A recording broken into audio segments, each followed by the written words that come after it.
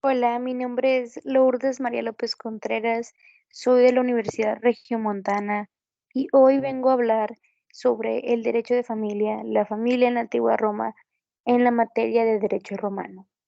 Bueno, en este tema yo estaré explicando cómo era la familia en la antigua Roma, quién era el pater familias, era la figura más importante, y una pequeña introducción acerca de qué era el derecho de familia, etcétera. Para comenzar, estaré explicando la definición de derecho de familia. Bueno, introducción. El derecho de la familia o derecho familiar es el conjunto de normas e instituciones jurídicas que regulan las relaciones personales y patrimoniales de los miembros que integran la familia. Nuestro Código Civil actual está en gran parte basado en esta legislatura y dentro de este encontramos el derecho de familia, que incluye el parentesco, matrimonio, adopción, tutela, etcétera. ¿Cómo se desarrollaba en la antigua Roma? En Roma, el parentesco procedía únicamente del pater familia, que era la cabeza de la familia, por lo que las relaciones que se derivaban solo él las controlaba, así como la esposa y los hijos pertenecían a él, podía tomar las decisiones sobre ellos o sus actos. En Roma integraban una familia no solo a las personas ligadas por vínculos de sangre, cónyuges e hijos, sino también todos aquellos que mantenían una relación de dependencia con el pater familias, esclavos, libertos y clientes. ¿Quién era el pater familias? El pater familias era el dueño legal del hogar y de todos sus miembros. En una sociedad patriarcal típica de la antigua Roma, el que trabajaba para sostener la casa y tomaba las armas necesarias para defenderla y por tanto era la persona que era como la pieza que giraba en torno a toda la familia. Entonces, básicamente, él era la figura más importante de toda la familia y la que incluso tenía algún poder jurídico, porque tener una familia sí te daba ciertos poderes jurídicos en la antigua Roma. Ahora, ¿quién era el que tenía toda la responsabilidad de la familia? El pater familias era el que tenía la responsabilidad de dirigirla de manera adecuada. Sus intereses no solo dentro de la propiedad unidad familiar, sino de la gens a la que pertenecía y a la que estaba unida por vínculos sagrados. El pater familias es la máxima autoridad familiar gracias a la patria potestad de que dispone, por la cual es la ley dentro de la familia y todos los demás miembros deben obedecerla a sus decisiones. Entonces, la patria potestad no solo fue un hecho jurídico reglamentado, sino como todo en Roma, una consecuencia de la tradición que los romanos seguían por considerarla sagrada. Gracias a ello, el pater familias tenía poder legal sobre todos los miembros de su familia, además del poder que se le daba ser su mantenedor económico o representante entre los órganos políticos de Roma. Ahora sí, continuamos con el otro tema que sería la patria potestad. La patria potestad, ¿cómo era?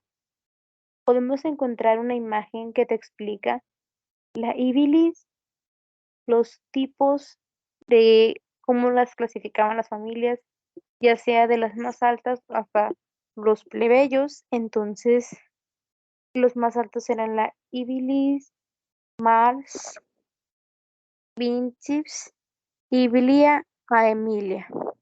Y pues los más bajos eran Cira, Delia, Daps, Metz.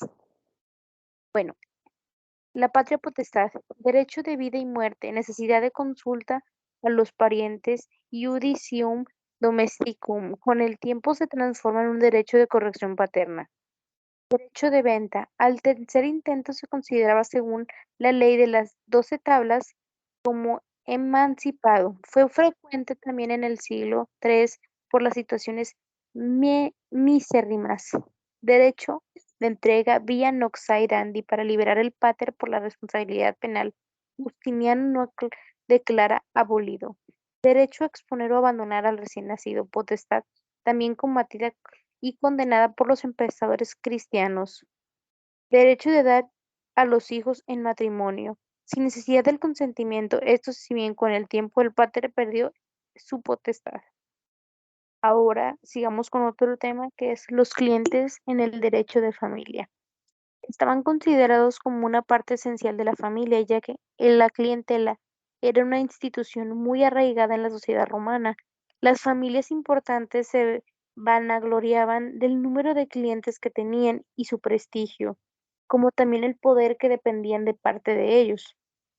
Un cliente era un romano que se encontraba bajo la protección de otro, pero a finales de la República prácticamente todos los romanos eran clientes de otros romanos que a su vez lo eran de otros y de otros. Eso continuaba con una cadena. Tito Labieno era cliente de Pompeyo como Marco Antonio lo era de César. Ahora sí continuamos con otro tema que sería los esclavos en el derecho de familia. Se pueden hacer esclavo o llegar a serlo por alguna causa posterior al nacimiento. Los hijos de mujer esclava nacen esclavos. Esa es una de las causas por las cuales habían personas que nacían esclavas. En efecto, una mujer esclava no puede contraer matrimonio legítimo, siendo una ley natural que los hijos nacidos por fuera del matrimonio sigan la misma condición que la madre. El principio toma la condición que tenía la madre en el momento del nacimiento. No obstante, si la madre concibe libre y alumbra esclava, el hijo nace libre, incluso nace libre si la madre fue libre en cualquier momento de su gestación. Generalidades y clasificaciones de las familias romanas. Podemos observar en la imagen que anexé el padre, que era el Dominius, el hijo, el pueri, el nieto, puella, la madre, la domina y el esclavo, servus. Ok, perfecto. Entonces continuamos con la definición de cómo eran las generalidades y clasificaciones de familias romanas en el derecho romano. En el derecho romano se tenían 4 acepciones para la familia: agnaticia, cognaticia, gentilicia y por afinidad.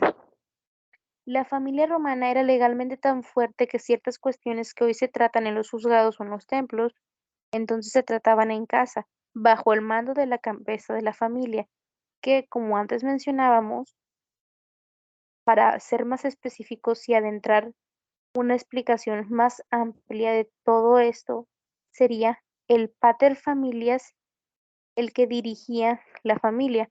Como repito otra vez, era el dueño legal del hogar y de todos sus miembros en una sociedad patriarcal típica de la antigua Roma. Continuamos con el texto, era sobre que la familia romana era legalmente tan fuerte que ciertas cuestiones que hoy se tratan, pues, en los juzgados o en los templos, entonces se trataban en la casa, bajo la autoridad que acabo de mencionar.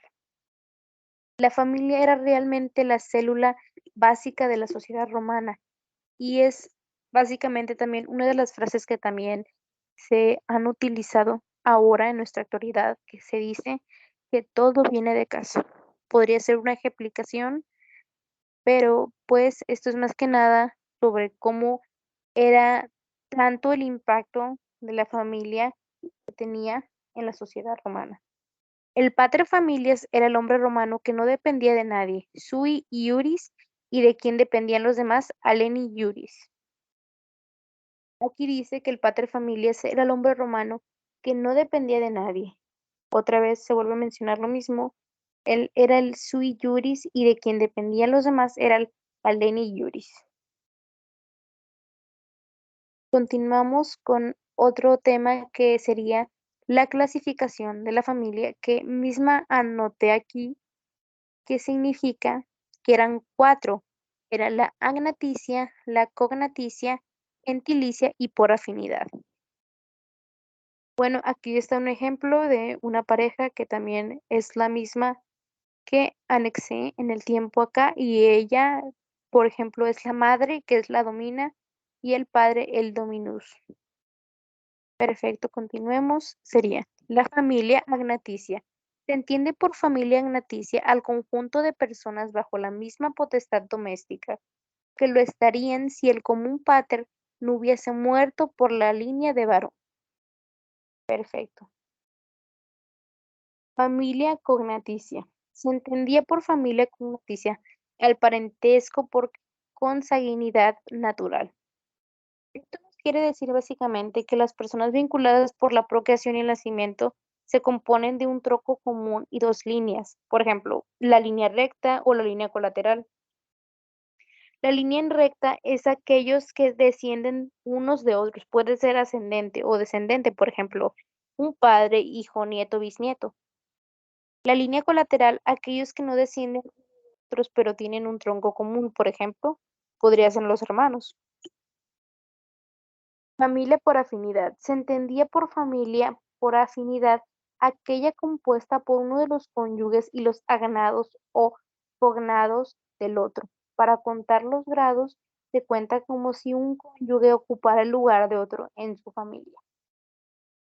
Ahora, quiero dejar en claro que la familia agnaticia, pues la idea de lo que te daba y la clasificación era el conjunto de personas bajo una potestad doméstica que estarían así si un pater no hubiese muerto por la línea del varón. Ahora, la familia gentilicia. Se entendía por familia gentilicia a el conjunto de personas que tenían en común la misma base que la familia gnaticia, es decir, la gens. Sin embargo, se consideran grando más lejanos, con la condición de que los involucrados se sientan parientes. Bueno, para continuar con otro tema, y creo que sería ya todo de mi parte, sería el régimen económico de la familia. Bueno, en el derecho clásico se utilizaba en unidad patrimonial cualquier adquisición hecha por los hijos o esclavos revierte en el pater familias, por ello, este es el titular de los derechos económicos. Y esto es algo que también tiene mucho que ver con el derecho de posesión, pero eso se daba mucho en la antigua Roma, que todo se basaba en el pater familias.